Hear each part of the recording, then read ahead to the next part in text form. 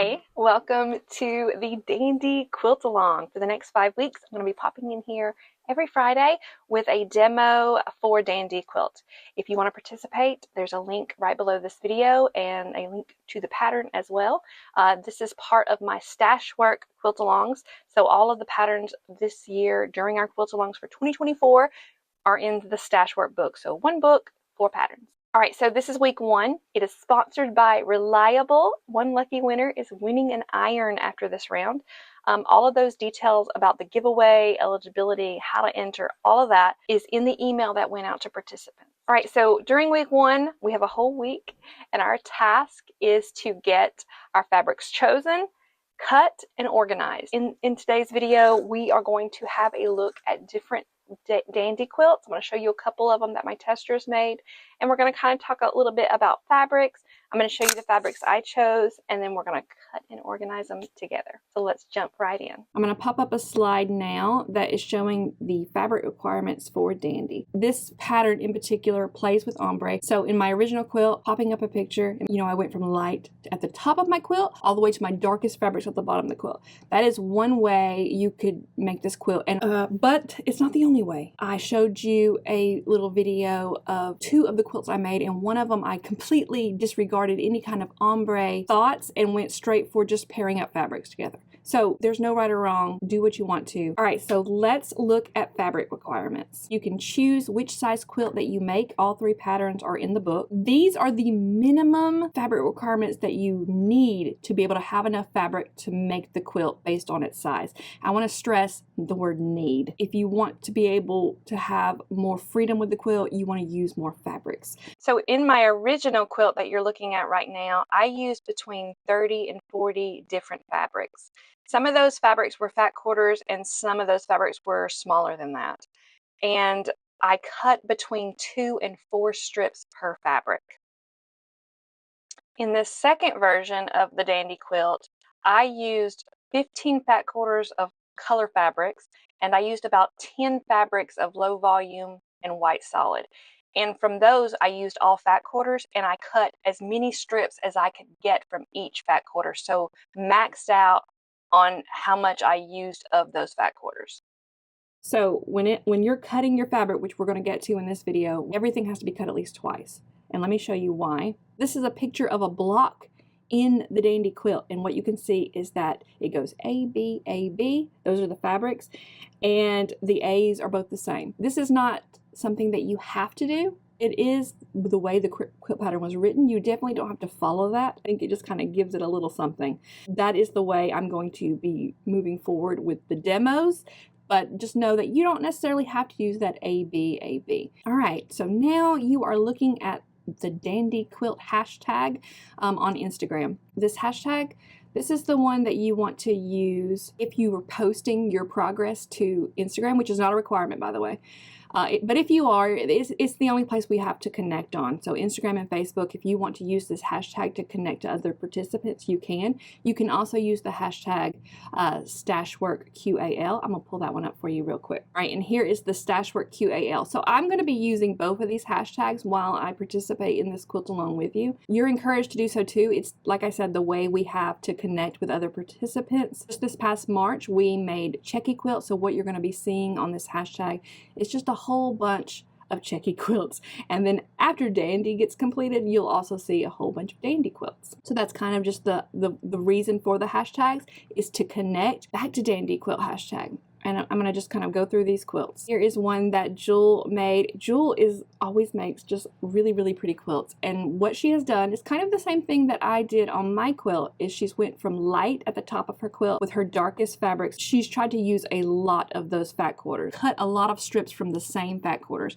And when you do that, this is kind of the look that you get. One thing that is beneficial about this method is it means you have to pull less fabrics. So, and you use up those fabrics. So if that's what your goal is, to end these fabrics in your stash, this might be something you want to do, is to use the whole fat quarter. All right, and I think I really would like to see more pictures of Mary's quilt. Mary makes the most colorful quilts.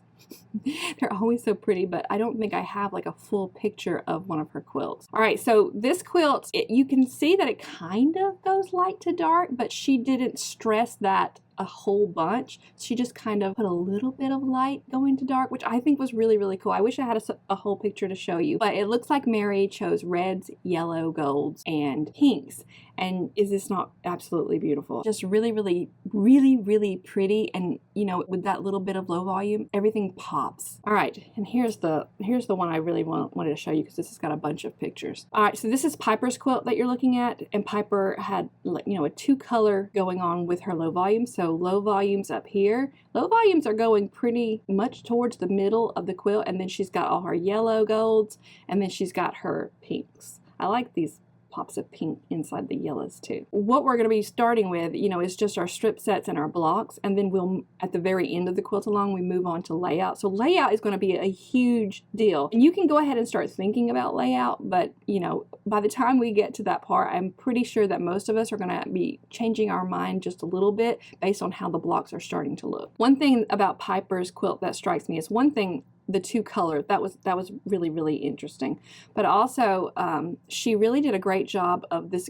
gradation. We talked about that in the mini quilt show where I showed you my 2 different dandy quilts. You can see how they start fading to the color, from low volume to fading in, and I really think she did a beautiful job with that. And I love the pink and yellow together, so pretty. All right, one of these is Lynn's quilt and one of these is Janet's, and now I don't remember which is which. I'm pretty sure this is Lynn's. What I like about this quilt is she, again, didn't use a lot of different fabrics. She used a lot of the same. So she really got into those fat quarters and used them up. I like the way she kind of spider veined all the way down here with some of these light. You know, it's going light to dark, but she spider veined these black and white fabrics in there. It's a cool look, and I would never have thought to do that. But this kind of just shows you how different you can get this quilt to look. All right, I believe this is Janet's quilt. Like, again, I might have these mixed up. Janet did light to dark. She did a good job of making it fade, again, that gradation, making it fade to her darkest fabrics on the bottom. That is all the dandy quilts I think I have to show you. All right, I am very excited to fill up this hashtag, so please post your progress on dandy quilt using this hashtag if you post on social media. If you don't, that's okay. You know, it just kind of, it gives people jumping off points, and when you look at other people's quilts, sometimes it sparks something all your own, right? All right, so again, use your imagination, come up with something all your own, or maybe something similar to what you've seen already. There's no right or wrong. And if you decide that ombre is not for you, it is a lot to think about, and you want to do something like the Clover dandy quilt that I made, that's fine too. I really, really thought hard about doing the Clover style one again because I really, really liked it. I like the original dandy quilt I made, but that other one it made me so happy to look at. Do as you please. You can't do anything wrong. This is your quilt. You're the only one who makes the rules. Okay, but when you start cutting, remember that you're working with fat quarters, and you want to have at least 2 strips of each fabric if that AB is something you care about. If it's not, don't worry about it. Just count your strips. And then that brings us to counting strips. All right, so the book goes into lots of detail about counting strips and how it helps you use more of those smaller pieces of fat quarters in your, or smaller pieces of any increments that you have in your stash. If you're counting strips, you can use the little pieces. If you're counting fat quarters, you're limiting yourself on what you can get used. Most patterns call for fat quarters. Those are easy to use. You know, I can think of like 10 different patterns of mine that uses fat quarters. So it's easy to get those used. What's hard to use is those last 4 inches of a fat quarter. Those get put back in your stash or scrap bin, and they're hard to find a use for. This quilt is a great place to use those little pieces. Think about that when you're pulling and digging into your stash. All right, so I'm going to show you the fabrics that I've pulled for my quilts. We're going to get them prepared, we're going to get them cut, we're going to get them organized, and we're going to call it a day. All right, here is my pull for this quilt.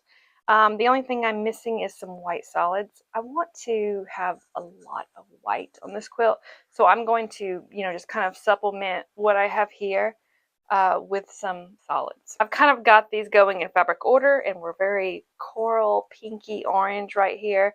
And I've got a couple of pops, sagey green, and you know, this is a little bit more aqua, but just a varying color from what I have going on. My plan for this quilt is to have my darkest fabrics in the middle running horizontal, and then have my, these will just be thrown in, and then these right here will be on the edges of the dark, and then the low volumes will be on the top and the bottom of my quilt. So that's my plan. Not sure if that's the way it'll end up working out once I get the quilt, you know, all the blocks done and on the wall, but that's kind of what I have in my head. And I don't, I like going in with a plan, and then sometimes that plan morphs, and that's okay.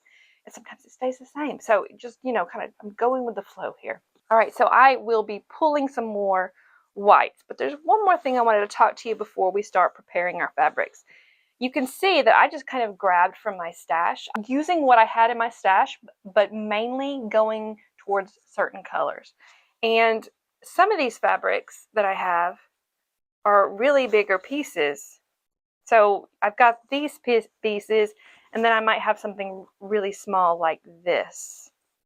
But it looks like I didn't pull, well, maybe this is a fat quarter. That's a fat quarter, but sometimes I pulled a fat quarter. Sometimes I pulled, you know, something that looks like this, and then some of the fabrics I pulled are just huge.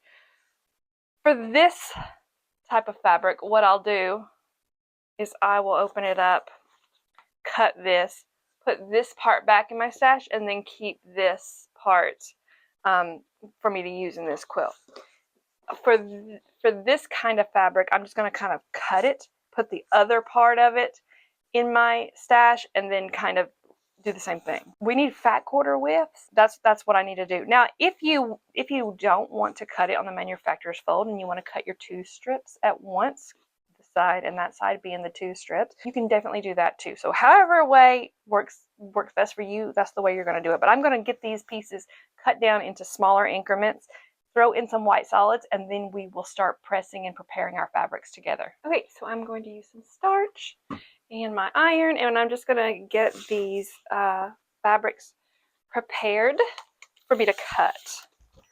And what the starch does is it makes the fabric crisp. It makes it easier for you to cut more accurately. It's not foolproof, but it really, really helps. So I'm going to work my way through all of my fabrics. I've got this big stack right here. I'm going to work my way through this stack, and then I will meet you over and give you a little bit of a cutting. So here we are at my cutting mat. I like to use both sides of the cutting mat. So if you're wondering why I'm on the end this way, I always cut my strips from this end and then come over here and subcut. We're not going to be doing any subcutting yet, but this is where I like to subcut. And this is where I like to cut from the fat quarters, just because it uses both parts of my cutting mat and they last a little bit longer. So that's why I'm doing that. So I'm using the Havel's 60mm rotary cutter, and I like this one because you can cut through more fabric. So that's why I always use the 60. Also, I'm using this Creative Grid ruler. It is, I think, 6.5 by 24 inches or 24.5 inches. All right, so I'm going to show you both angles, and we're not going to do a full cutting demo. I'm just going to show you how to prepare your fabric. For me, that means that I always put my selvage right here close to me, and I want to look at these vertical lines to me. I'm going to give you that different viewpoint in a minute. And I'm going to have a little bit of my fabric overlapping the vertical line that I'm choosing to cut from. So here's what that looks like from here. And I'm going to stack these maybe 6, 7 on top of each other. And I want to make sure that I'm cutting 2 strips per fabric. Another thing that I'm doing is I'm keeping a little notebook, and I'm going to count these as I go. And the reason I'm doing that is I'm counting strips so that I can use more fabrics. So I haven't thought any consideration of how many fat quarters or how many pieces of fabric, because I didn't grab a lot of fat quarters. I'm just counting the strips as I cut them, and then when I reach the number that the pattern calls for, you know, I'll be done. So I'm going to just keep up with that as I go. You're going to put your ruler on the line you're cutting, and I'm going to show you that from a different angle. But the thing is that you are cutting off a little bit of your fabric, probably more than 1/4 inch for me. But you're cutting that off so that you can get a straight edge to work from. When you're looking at this, you're looking down here and you're looking up here, and you're making sure that the lines of your ruler line up with the lines on your cutting mat. So it looks just like this. All right. Then I line up my ruler again, and then I'm going to cut my first strip.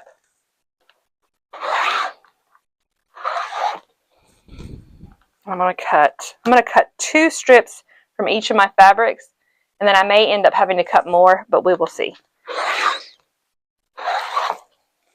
Then I'm going to count them. So I've got 12 strips cut here. I'm going to put these in a nice little stack over here, and I'm going to write 12 in my notebook. And then what I'm going to do with the rest of these, because I could cut more fabrics, I'm just going to put those to the side. If I end up not enough once I cut 2 out of everything, I'll come back and cut more. But for right now, I'm just going to leave it right here. That way it doesn't get, unpressed or unironed, and I can keep going. So let me switch viewpoints, and I'm going to show you that cutting from a different angle. So I'm going to give you a little bit more demo here. And I'm just going to stack these about 6, 7 deep. 1, 2. And I'm putting the selvage right here at me. The selvage is the place where you know that you have a straight edge, right?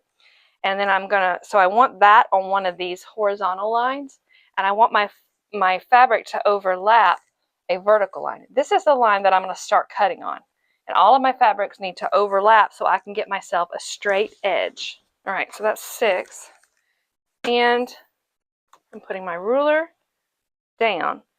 And here's where I want to show you from this angle. You can't see the line where I've put this ruler. This is where I want to cut at, but I can't see that line. So my eyeballs don't go there. My eyeballs go right here to the 1-inch line on the ruler. Here's the edge of my ruler. Here's the 1-inch line. That's the line I want to look at, and that's the line that I want to line up with a line on my cutting mat. So ruler lines line up with cutting mat lines. I'm going to make sure it's lined up right here. And then I'm going to make sure it's lined up down here. And once it's lined up there, then I know that I have a straight edge. And then I'll cut it. And boom. Just like that. And then I'll do the same thing for cutting these strips.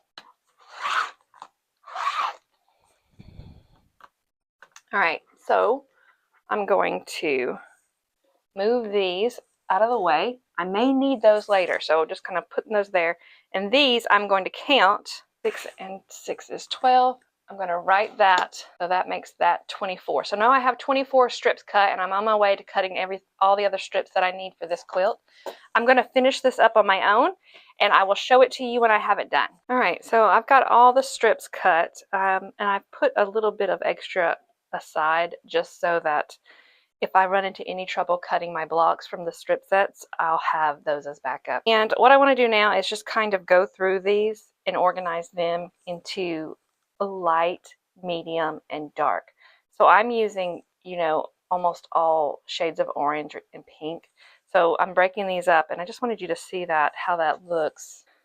I'm going to put all my low volumes together and then put all my medium fabrics together. If your dandy quilt is going to be multicolor, you may want to put all your pinks together, all your blues together. But I'm doing, light to dark. All right, so I've gotten this broken up into my lightest fabrics, my medium fabrics, my darkest fabrics, and then those greens that I'm popping in, those turquoisey greens. And within each stack, it varies quite a lot. So take the dark, for instance. I mean, look how much darker this is from this one. Actually, I think I've got one in here that should be in the medium pile. Within each stack, they vary quite a bit, but I think you can see the color differences, even if they're slight. So if you're not doing light to dark, break them down into what you think they should be, where I'm doing that darkest in the middle. So all these are going to be towards the middle of my quilt.